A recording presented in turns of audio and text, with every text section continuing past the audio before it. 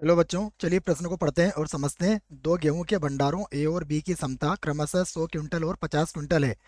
उन्हें तीन राशन की दुकानों डी, ई और एफ पर गेहूं भेजना पड़ता है, जिनकी आवश्यकताएं क्रमशः 60, 50 और 40 क्विंटल है। भंडारों से दुकान के लिए प्रति क्विंटल व्यय निम्न है, और हमें इसके लिए एक सारणी दी गई है। डी, ई, एफ तीनों के लिए परिवहन व्यय के न्यूनतमीकरण के लिए आपूर्ति का परिवहन हमें यहाँ पर बताना है बच्चों। परिवहन व्यय के न्यूनतमीकरण के लिए हमें आपूर्ति का परिवहन बताना है कि हम आपूर्ति को किस प्रकार से पहुंचाएं कि हमें उसका खर्चा जो हो न्यूनतम हो। प्रश्न को हल करने से पहले हम प्रश्न के लिए मुख्य अवधारणा लिख लेते हैं। तो प्रश्न के लिए मुख्य अवधारणा, जिसकी सहायता से हम इस प्रश्न को हल करेंगे।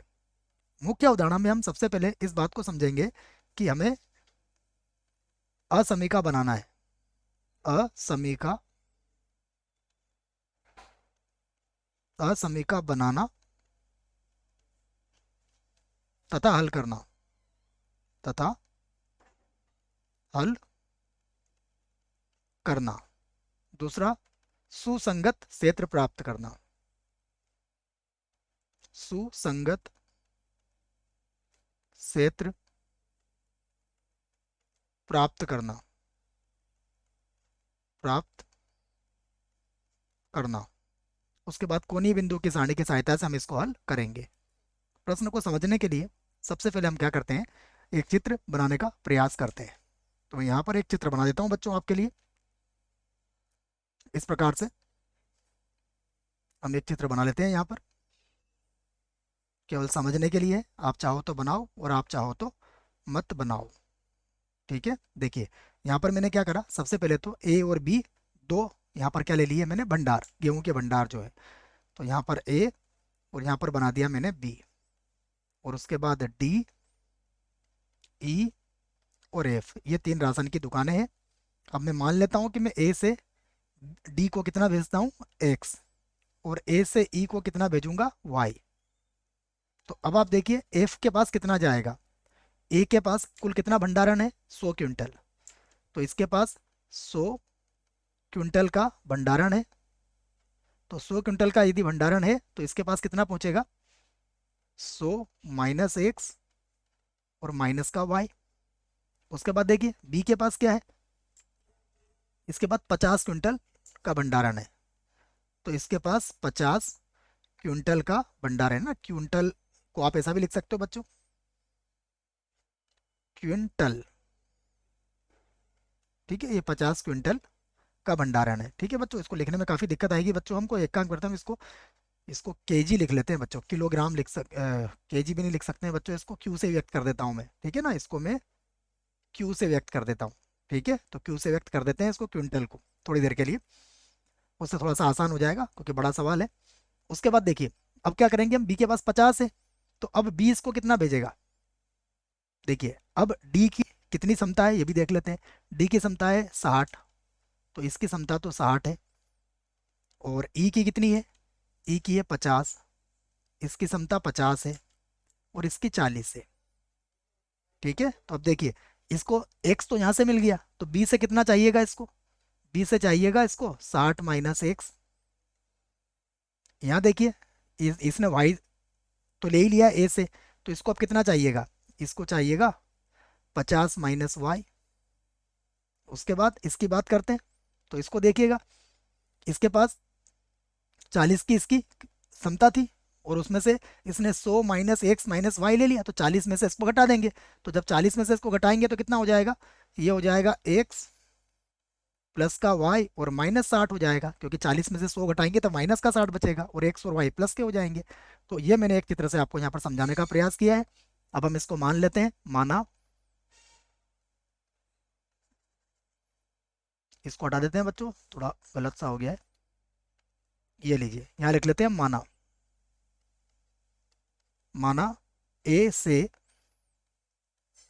से डी कॉमा ई को को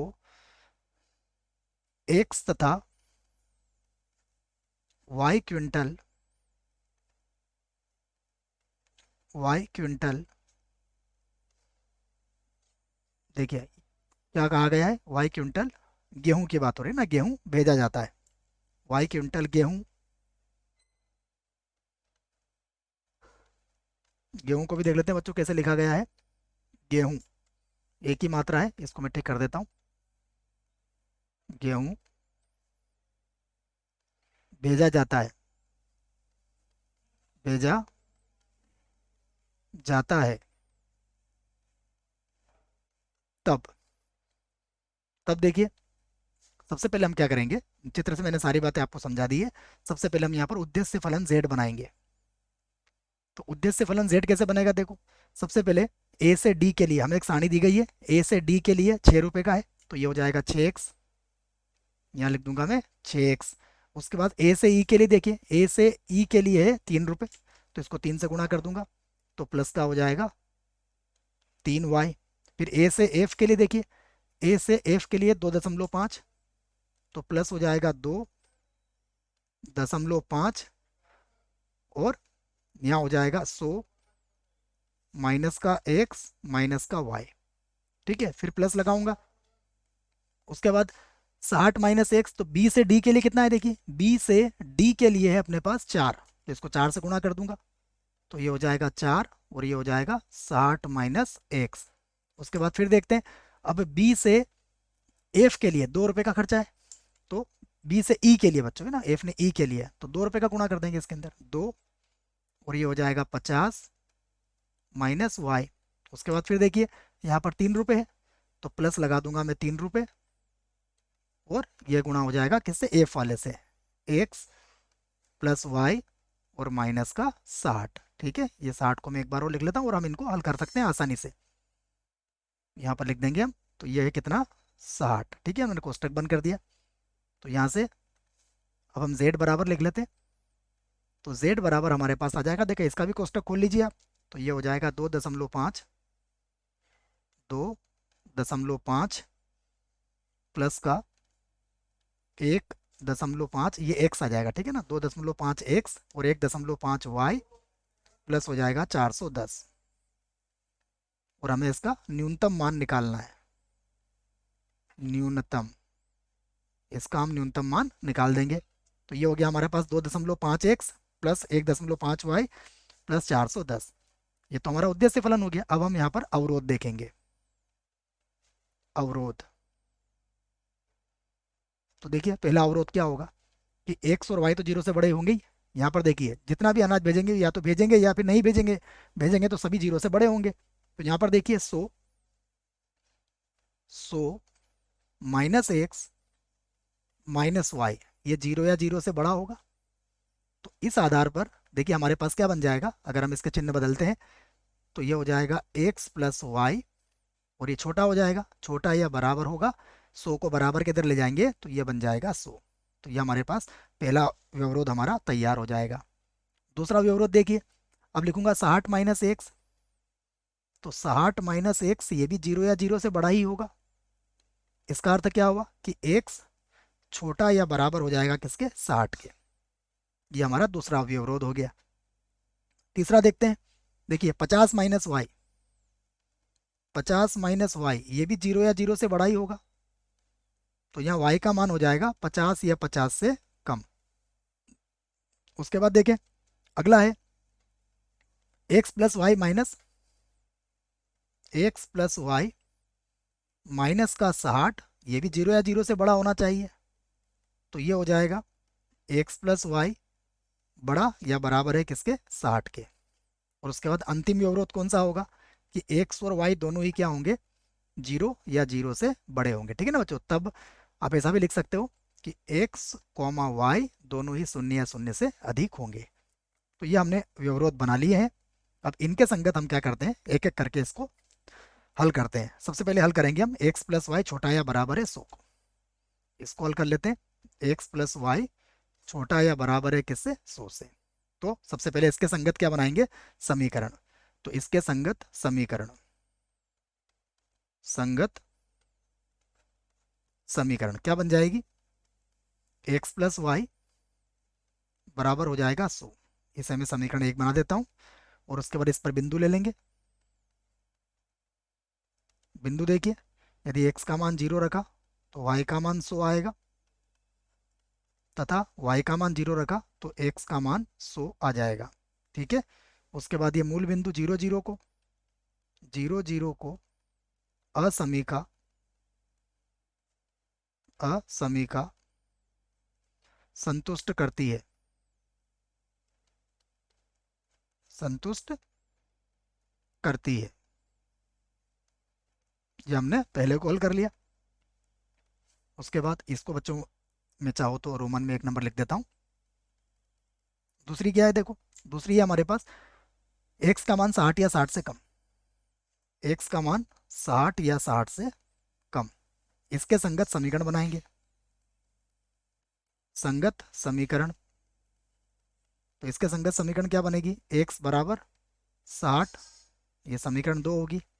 इस पर बिंदु ले सकते हैं हम, तो मैं इस पर बिंदु ले लेता हूँ।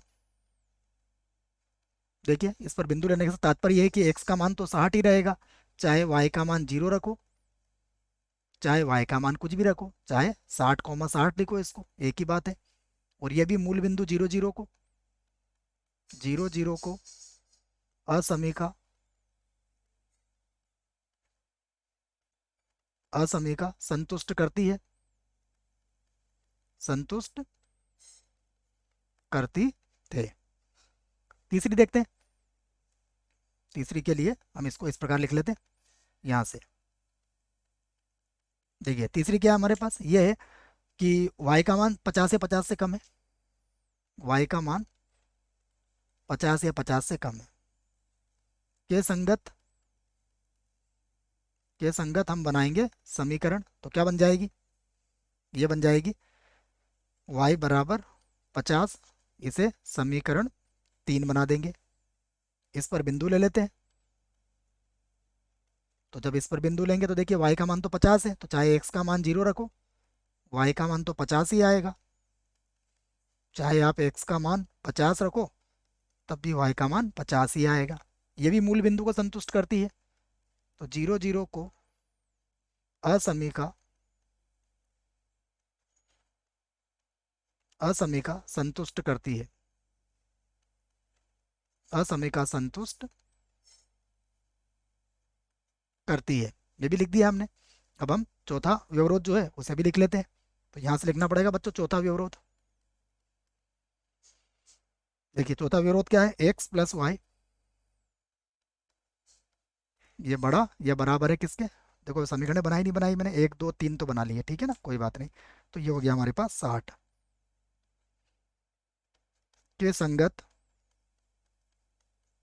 संगत समीकरण बनाएंगे सबसे पहले।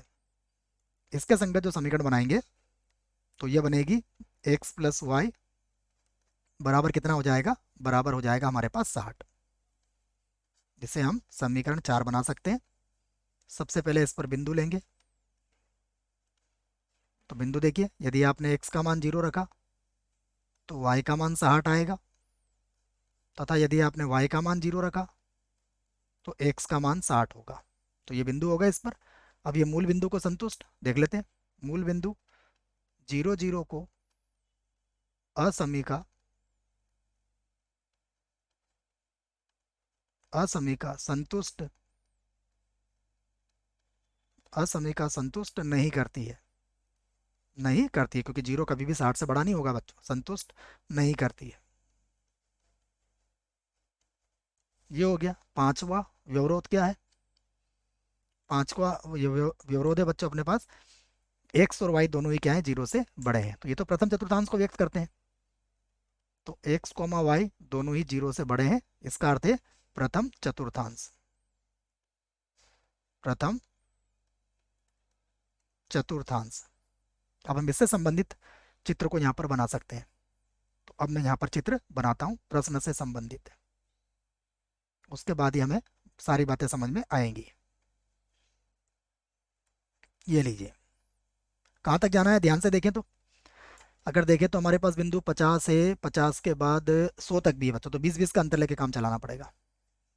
तो यहाँ पर ले लेते हैं 20 40 60 80, और यहाँ पर ले लेंगे हम 100। ठीक है, ये लाइन को एक बार और बना देते हैं। ये हो गया अपने पास 20 40 60 80 और 100। यहाँ भी यही करते हैं, 20, 40, 60, 80 और 100। ठीक है, एक एक करके करते हैं व्यक्त। पहला बिंदु क्या है, 0, 100, 100, 0। तो पहली रेखा खींचता हूँ बच्चों में 100 से, 20, 40, 60, 80, 100। ये बिंदु है हमारे पास, ये होगा 0, 100। और ये बिंदु हो जाएगा 100, 0। इसे मिलाती हुई हम एक रेखा खींच देते हैं। ठीक है, अब इनके नाम नहीं लिखेंगे बच्चों, सीधा मैं इनको समीकरणों से व्यक्त करूंगा। तो ये पहली समीकरण थी।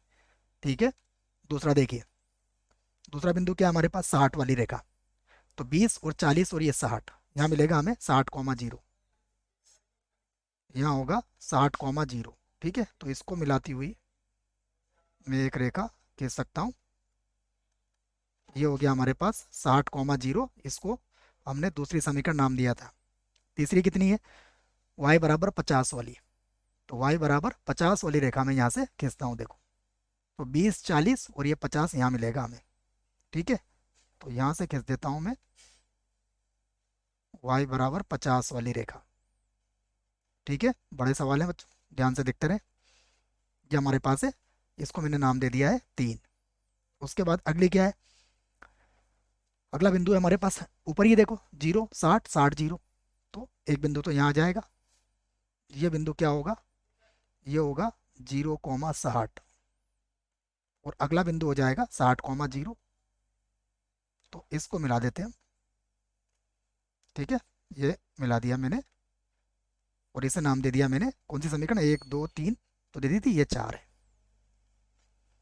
अब हमें क्या क्या कहा गया है देखो, कौन कौन सी रेखा हमारे मूल बिंदु को संतुष्ट करती है और कौन कौन सी मूल बिंदु को संतुष्ट नहीं करती है, सबकी चर्चा हम यहाँ पर करने वाले हैं। पहले देखिए, अगर हम समीकरण नंबर 1 की बात करें तो ये मूल बिंदु को संतुष्ट करती है। समीकरण नंबर 2 या असमीका 2 बोल सकते हो आप, ये भी मूल बिंदु को संतुष्ट करती है। ये असमीका 2 यहाँ पर है बच्चों। असमीका 3 भी करती है, जो मैंने पहले बना दिया। और असमीका 4 जो है मूल बिंदु को संतुष्ट नहीं करती है। इसका अर्थ हुआ छायांकित भाग या सुसंगत क्षेत्र हमें मिल चुका है। ये हमारा सुसंगत क्षेत्र होगा। ठीक है, तो यहाँ पर सबसे पहले मैं यहाँ से बिंदु अंकित कर लेता हूँ। तो पहला बिंदु मेरे पास कितना है, ए। तो बिंदु ए तो हो गया हमारे पास। अब बिंदु बी, बिंदु बी में देखिए एक्स का मान तो 60 ही रहेगा, एक्स का मान तो 60 ही रहेगा बच्चों। ठीक है, और वाई वाला, वाई का मान क्या हो जाएगा, जब इसमें रखोगे तो ये 100 पर है, तो ये 40 हो जाएगा। तो ये बिंदु बी हमने प्राप्त कर लिया है, यहाँ पर लिख देता हूँ बिंदु बी। उसके बाद बिंदु सी की बात करते हैं, देखो। तो बिंदु सी में क्या होगा, वाई का मान कितना है, 50। तो वाई का मान तो 50 रहेगा ही रहेगा। और अगर मान रखोगे तो इसका मान भी कितना हो जाएगा, ये रेखा कौन सी है, वो एक्स प्लस वाई बराबर 100 वाली, तो इसका भी 50 हो जाएगा। तो ये बिंदु भी हमें प्राप्त हो गया। इस बिंदु की बात कर लेते हैं। तो देखिए, ये जो रेखा थी हमारे पास कितनी थी, एक्स प्लस वाई बराबर 60 वाली। तो यहाँ पर वाई का मान कितना है, 50 है। तो एक्स का मान कितना होगा, यहाँ पर 10 होगा। तो एक्स का मान 10 और वाई का मान मिल जाएगा यहाँ पर 50, क्योंकि वाई का मान तो आना ही है। तो यहाँ पर हमने चित्र से सारे बिंदु ज्ञात कर लिए हैं। अब हम यहाँ पर कोणीय बिंदु की सारणी बनाएंगे। ठीक है, तो बना लेते हैं कोणीय बिंदु की सारणी। यहाँ से लिख देता हूँ मैं कोणीय बिंदु, कोणीय बिंदु। ये कोणीय बिंदु हो गए हमारे पास। और यहाँ पर जेड का मान, जेड का मान कितना था हमारे पास, ये था 2.5 एक्स प्लस 1.5, और ये हो जाएगा वाई, और प्लस कितना हो जाएगा 410। अब कोनी बिंदु कौन कौन से आए देख लेते हैं। पहला बिंदु कौन सा आया हमारे पास, 60, 0। तो पहला बिंदु है 60, 0। ठीक है ना, जिसको मैंने बिंदु ए से व्यक्त किया है। दूसरा बिंदु है बी, जो 60, 40 है। तो बिंदु बी जो कितना है, 60, 40। ठीक है, इसको लिख देता हूँ मैं 60, 40। एक बार और देख लेते हैं बच्चों, यही बिंदु था ना अपने पास, एक्स का मान यहाँ पर 60 था, तो 60, 40 हो जाएगा। ये हो गया 60, 40। बिंदु सी देखते हैं। बिंदु सी हमने किसको माना था, तो ये 50, 50। तो ये 50, 50 वाला बिंदु हो गया, 50, 50 वाला। उसके बाद बिंदु डी, बिंदु डी देखिए, बिंदु डी हमने इसको माना है ए बी सी, और ये बिंदु डी ले लेते हैं। ये जो बिंदु है, ये बिंदु हम डी ले लेते हैं। 10 कॉमा जो कितना आ रहा है बच्चों, 10 कॉमा, ये वाला नहीं, ये तो 0,60 है, ये बिंदु डी ले लेते हैं बच्चों। ठीक है ना, उसको मैं हटा देता हूँ वहाँ से, गलती से जो बना दिया था, वो तो 0,60 है लिखा हुआ है। ठीक है, तो ये 10,50 दे देते हैं इसको नाम। तो ये हो गया 10,50। ठीक है, अब जेड में मान आप आराम से रख सकते हो, तो मान रख लेते हैं। तो जब 60,0 रखेंगे तो ये आ जाएगा यहाँ पर हमारे पास 60,0 पे 560। फिर रखेंगे हम 60 और 40 और 410 जोड़ लेंगे तो ये हो जाएगा 600।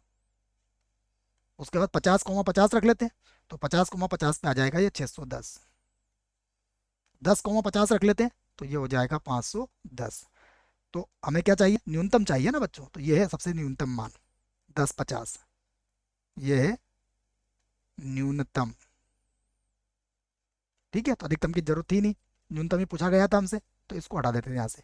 तो न्यूनतम मान हमें मिल चुका है कौन से बिंदु पर, 10,50 पर। तो अब हम कह सकते हैं इस बात को कि अतः न्यूनतम न्यूनतम खर्च के लिए, या परिवहन व्यय भी बोल सकते हो आप, न्यूनतम खर्च के लिए।